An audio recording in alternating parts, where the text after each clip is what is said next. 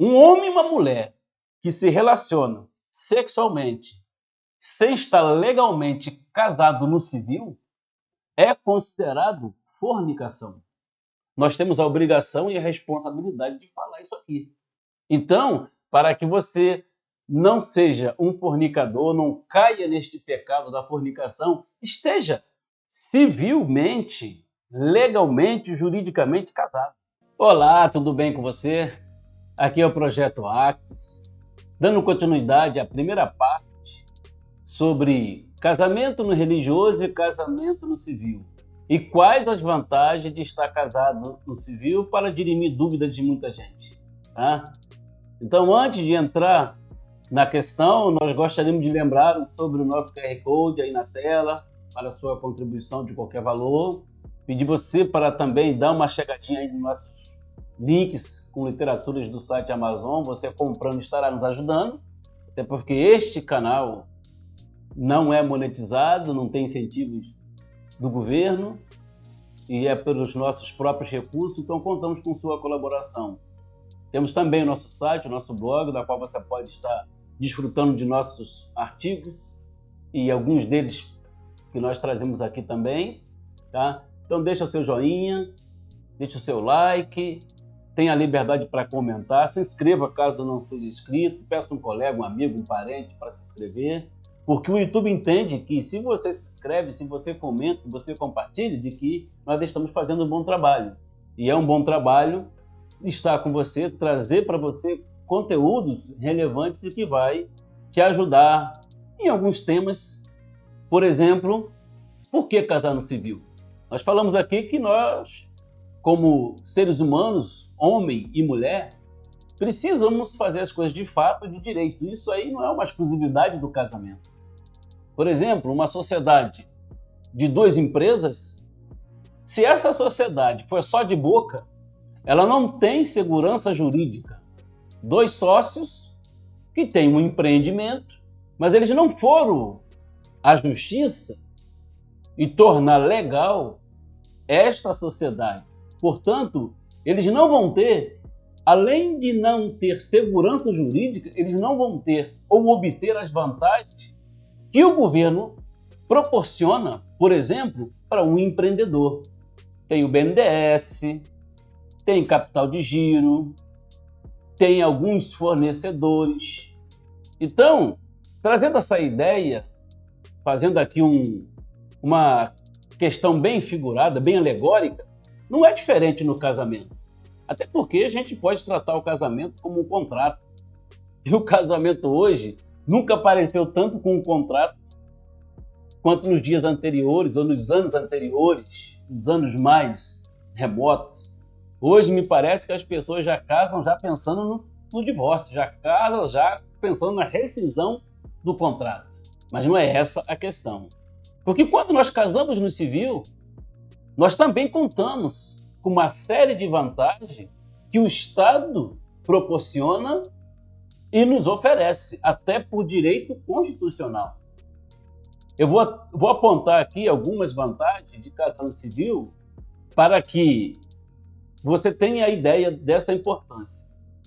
Agora, trazendo isso para o religioso, imagine que você está numa igreja e o seu pastor chega para você e pergunta: ela é sua esposa?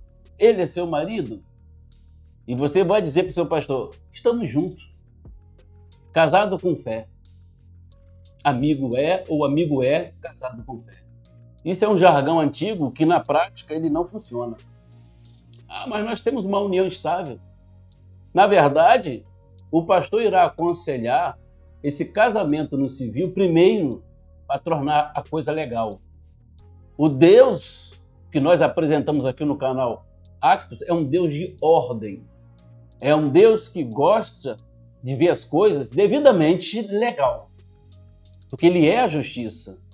Então, o casamento no civil também traz para o líder religioso uma transparência, uma legalidade, e essa segurança jurídica, ela também vale para o Estado. Porque o Estado ele não pode proporcionar uma segurança jurídica para duas pessoas que não estão legalmente casado e juridicamente seguro. E algumas delas, eu vou fazer aqui uma leitura rápida para você ter uma noção disso.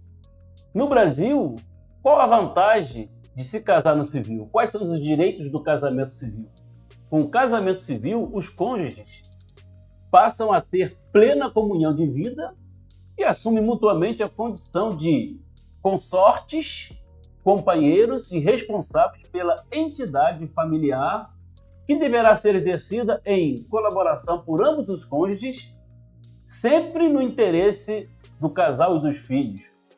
Devem os cônjuges concorrer independentemente do regime patrimonial para o sustento da família e educação dos filhos, para a proporção de seus bens e rendimento do trabalho. Então, essa questão patrimonial, essa questão de segurança para os filhos, por exemplo, é muito comum a escola perguntar: você é casado? Você vai matricular o seu filho numa escola? É exigida a certidão de casamento. Você vai para o mercado de trabalho? É exigida uma certidão de casamento. Ou seja, em vários segmentos da sociedade, para que você tenha a sua questão patrimonial, para você comprar uma casa, certidão de casamento. Para você comprar um carro, certidão de casamento. Em quase uma totalidade, a sociedade, os órgãos da sociedade exigem uma certidão de casamento. Quando duas pessoas estão juntas ali para preterir um patrimônio. O solteiro não. O solteiro ele pode comprar uma casa e dizer: sou solteiro, apresenta só uma certidão de nascimento, compra. Agora, quando é um casal que se apresenta em qualquer setor da sociedade para adquirir essa segurança patrimonial em benefício dos filhos, e aí entende-se por escola, casa, saúde, seguridade social, INSS e tantas outras formas, é necessário obter um casamento no civil para ter acesso a uma certidão de casamento, para que este instituto do Estado possa juridicamente e legalmente assegurar a este casal as vantagens que o Estado dá para uma pessoa que legalmente está casada.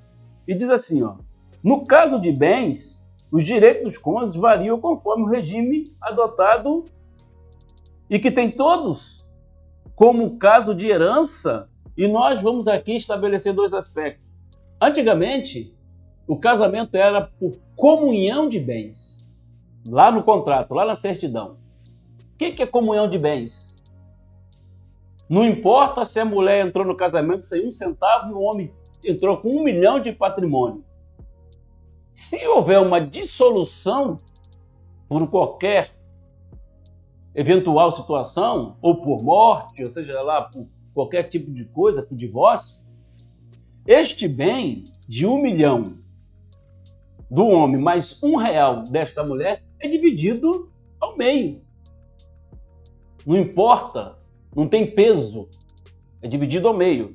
Agora, hoje já há uma nova ordem, jurídica para este contrato, para este meio jurídico de conseguir uma certidão de casamento diferentemente de comunhão de bens, que é comunhão parcial de bens. O que é parcial de bens?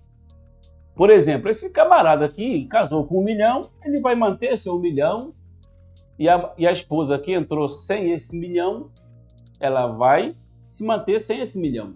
Separou, ele leva o que é dele, ela leva o que é dela. Pode ser o contrário, a mulher pode entrar com 1 milhão e o marido, o homem sem nada, ou com algumas economias. No ato da dissolução do casamento, juridicamente, a mulher ela preserva o que ela tem e o marido preserva o que ele tem. Não importa se 1 milhão é de ambas as partes. Eu estou aqui só fazendo um trocadilho para você entender que existe sim uma segurança jurídica, uma importância, uma relevância e uma preocupação a que se tenha no ato do casamento civil.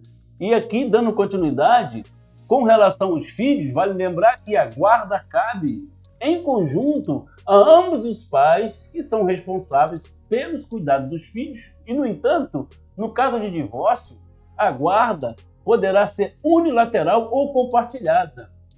Esta última, que é a compartilhada, é a mais recomendada, sempre visando o melhor interesse dos filhos. Então, eu estou apontando aqui algumas coisas que dentro do casamento civil o Estado entra como mediador de conflito, ele entra com a segurança jurídica e o casal, marido, esposa, homem e mulher, terá que se adequar, uma vez casado no religioso, terá que se adequar a essa homologação dessa união, dessa aliança no civil, juridicamente falando, para que ele não só receba do Estado a segurança, mas também transmita para o Estado também uma segurança. Por quê? O divórcio, ele não traz para o Estado uma segurança, pelo contrário. O divórcio traz para o Estado prejuízo, ônus. Para cada divórcio, há um preço a pagar pelo Estado. Porque para o Estado, a união do casal, o casamento, a continuidade, ela é benéfica. Então, dentro dessa questão, separou, divorciou, então o Estado ele vai ter ônus.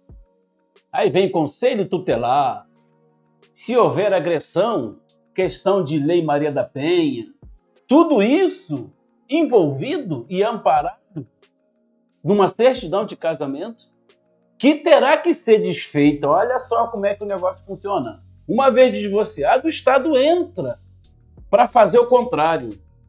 O que o Estado fez para unir, dando ao casal a legalidade de marido e mulher, o Estado vai ter que arcar, vai ter que dispensar magistrados para prover a dissolução desse matrimônio. Então, o divórcio traz para o Estado prejuízo e traz insegurança, porque desestrutura a família. Filhos de pais divorciados, na maioria das vezes, são problemáticos. Às vezes vão para a droga, vão para o crime. São jovens com problemas e traumas diversos, problemas psicossomáticos, problemas de crise de identidade e outros mais que a psicologia trata e não consegue uma solução, quando na verdade deveria ser que este casal nunca se separasse. Então, a questão civil, a questão jurídica, ela tende a trazer essa segurança jurídica também para o divórcio. Porque para que esse filho ele não fique desamparado, o Estado, por meio da lei, vai exigir do marido e da mulher que esse filho tenha uma guarda, tenha um tutor, tenha um responsável. Se vai ser unilateral, a justiça vai decidir as condições. Por exemplo, se a esposa ou o marido não tiver condições psicológicas, fisiológicas e econômicas de cuidar dessa criança, o Estado, na partilha, no divórcio, ele vai decidir para quem vai essa criança. Agora, se ambos os lados têm total condições de cuidar dessa criança, a guarda é compartilhada. Imagine aí já o problema que o divórcio está trazendo para o Estado. Olha quantas pessoas são envolvidas dentro dessa questão. Então a igreja defende a manutenção do casamento e por uma ordem divina é interessante que o divórcio não ocorra, que esse casamento seja constante, contínuo, até que a morte os separe. Mas para que o ordenamento jurídico mantenha e dê a este casal uma segurança jurídica, ele precisa estar legalmente dentro de um registro civil, num cartório, autorizado por um magistrado e reconhecido pela sociedade a legitimidade não só de uma união estável, não só de um casamento religioso, mas um casamento reconhecido pelo Estado, assegurado, garantido, protegido pelo Estado, tanto para o homem quanto para a mulher, bem como para os seus prolabore, que são seus filhos. Então, é importante sim casar no civil. Você tem vantagens, plano de saúde,